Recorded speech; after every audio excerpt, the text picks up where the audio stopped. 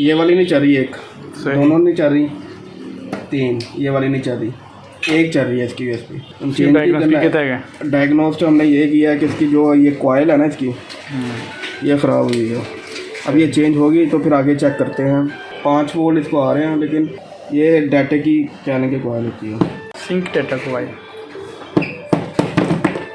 ए वाली लग रही है। ठीक है, दोनों में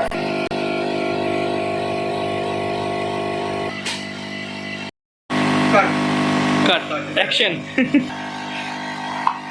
भाई हीटर दूसरे अच्छे पास नजर आएगा क्या?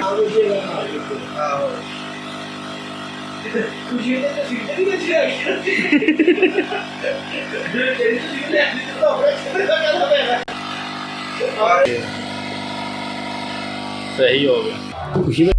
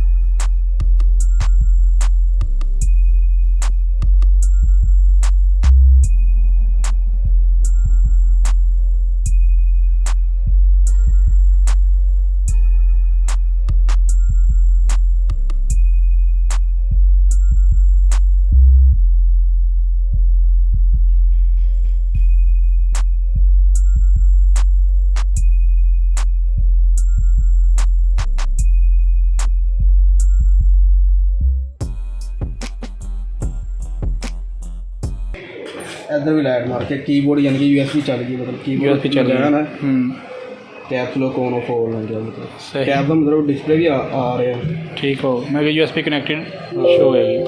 सो यूएसबी 2 चल गई। कौन सी आईडी पे हमें कहना